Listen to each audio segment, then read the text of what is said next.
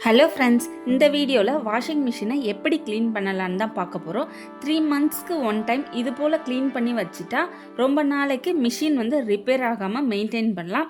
அப்புறம் நம்ம வாஷிங் மிஷினில் போடுற துணியில் இருக்கிற அழுக்கும் நல்லாவே க்ளீன் பண்ணோம். அதுக்கு இந்த வீடியோவை ஸ்கிப் பண்ணாமல் பாருங்கள். இப்போ வீடியோக்குள்ளே போகலாம். நான் சொல்கிற 4 ஸ்டெப்பு செஞ்சாலே போதும், வாஷிங் மிஷின் வந்து நல்லாவே மெயின்டைன் பண்ணலாம். என்னோடது வந்து ஃப்ரண்ட் லோடு மிஷின். அதுக்கு வந்து ஃபஸ்ட்டு என்ன பண்ண போகிறோன்னா, பாட்டமில் இருக்கிற பார்ட்ஸை தான் ஃபஸ்ட்டு வந்து நம்ம க்ளீன் பண்ண போகிறோம். அந்த பார்ட்ஸை வந்து கீ அப்படி இல்லைன்னா காயினை வச்சு ஈஸியாக கழட்டிடலாம்.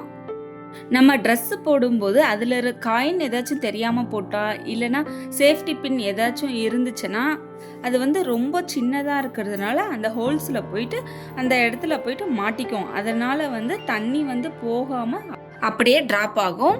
அதை கழட்டுறதுக்கு முன்னாடி அதுக்கு அடியில் வந்து ஒரு அகலமான பாத்திரம் வச்சுக்கலாம், அதில் இருக்கிற தண்ணியெல்லாம் டிஸ்போஸ் பண்ணுறதுக்கு. கழட்டும் போது அதில் கவனிக்க வேண்டிய விஷயம் என்னென்னா, எந்த சைடு வந்து ஃபிட் பண்ணியிருக்காங்கன்னு நம்ம பார்த்துக்கணும். ஒரு ஹேரோ மார்க் மாதிரி கொடுத்துருப்பாங்க, அதுக்கு ஸ்ட்ரைட்டாக வர மாதிரி ஒரு மிஷினில் ஒரு விதமாக இருக்கும். அதை வந்து பார்த்து ஃபிக்ஸ் பண்ணணும். அப்படி இல்லைன்னா தண்ணி வந்து அதிலிருந்து லீக் ஆகும். தண்ணியை வெளியே எடுத்துட்டு அது உள்ளே வந்து நம்ம வேஸ்ட்டாக யூஸ் பண்ணுற ப்ரஷ்ஷை வச்சு வந்து உள்ளே விட்டு நல்லா க்ளீன் பண்ணிட்டோம். பிளாக் கலரில் வந்து வெளியே வரும். ஏதாச்சும் மாட்டி இருந்துச்சுன்னா கூட அதில் வந்து நம்ம எடுத்துக்கலாம். க்ளீன் பண்ணிவிட்டு அதுக்கப்புறம் நார்மல் வாட்டர் வந்து உள்ளே ஊற்றிக்கலாம். இது போல் ஊற்றி க்ளீன் பண்ணும் போது உள்ளே இருக்கிற டஸ்ட்டு வந்து எல்லாமே அடிச்சுட்டு வெளியே வந்துடும். அதுக்கப்புறம் ட்ரையான ஒரு காட்டன் கிளாத்தை வந்து எடுத்துட்டு அந்த ஹோல்ஸை வந்து நல்லாவே தொடச்சி எடுத்துக்கலாம். சைடில் இருக்கிற அழுக்கு எல்லாமே வந்து அந்த கிளாத்தில் வந்து வந்துடும். அப்புறம் நம்ம கழட்டின அந்த பார்ட்ஸையும் டூத் ப்ரஷ் வச்சே நம்ம வந்து அதை வந்து நார்மல் லிக்யூடை வச்சு வாஷ் பண்ணி எடுத்துக்கலாம். டூத் ப்ரஷ்ஷை வச்சு வாஷ் பண்ணும் போது ஓரத்தில் இருக்கிற அழுக்கு எல்லாமே க்ளீனாகவே ஆகிடும். பாருங்க எவ்வளோ அழுக்கு வந்திருக்குன்ட்டு. அதுக்கப்புறம் நம்ம எடுத்த மாதிரியே அதில் வந்து நல்லா டைட்டாக ஃபிட் பண்ணிக்கலாம். எந்த வந்து ஸ்ட்ரைட்டாக இருந்துச்சு, அதனால் அதே போல் வந்து ஃபிட் பண்ணி விட்டுடுறேன்.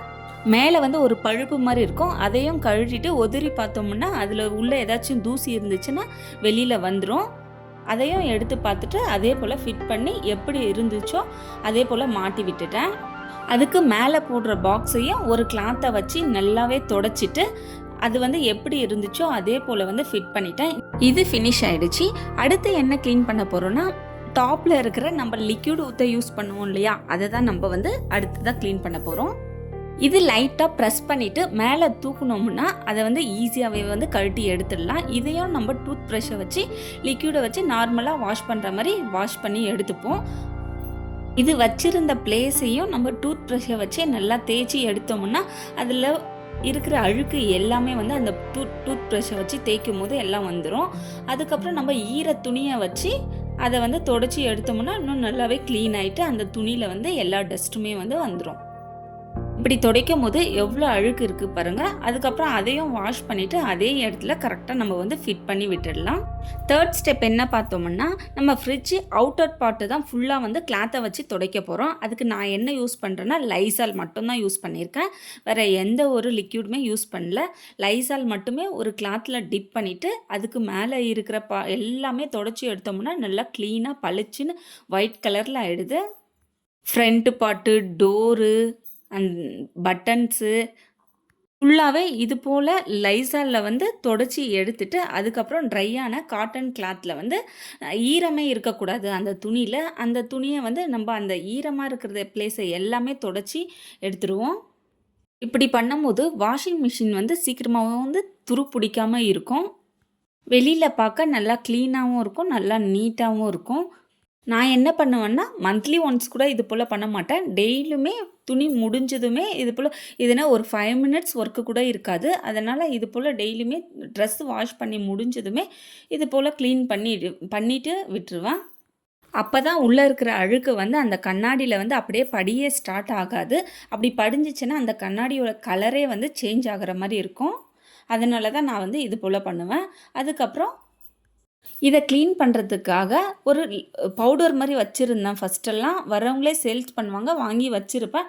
அதை வந்து போட்டு டப் க்ளீனர் போட்டோம்னா அது வந்து ஃபுல்லாக க்ளீன் ஆகிடும். ஏன்னா இப்போ வந்து அது இல்லை. அதனால் நான் என்ன பண்ணியிருக்கேன்னா, பேக்கிங் சோடா அப்புறம் ஒரு கிளாஸ் போல் வினிகர் எடுத்திருக்கேன். லெமன் இருந்தாலும் ஒரு 1/2 லெமன் வந்து கட் பண்ணிவிட்டு உள்ளே வந்து சேர்த்துக்கலாம்.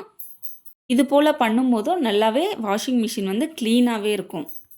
பேட் ஸ்மெல்லாம் வராமல் இருக்கும். அப்புறம் அந்த டோரில் வந்து பேஸ்ட்டு நம்ம டெய்லியும் யூஸ் பண்ணுவோம் இல்லையா, அந்த பேஸ்ட்டை வந்து ஃபுல்லாக போட்டு உள்ளே இருக்கிற டப்புக்கெல்லாம் கூட அந்த பேஸ்ட்டை வந்து அப்ளை பண்ணி நல்லா தேய்ச்சி விட்டுட்டு, எல்லா மிஷின்லையுமே டப் கிளீனர்ன்ற ஒரு ஆப்ஷன் இருக்கும். அதை வந்து நம்ம ப்ரெஸ் பண்ணி விட்டோம்னா அது வந்து நல்லா க்ளீன் ஆகிடும்.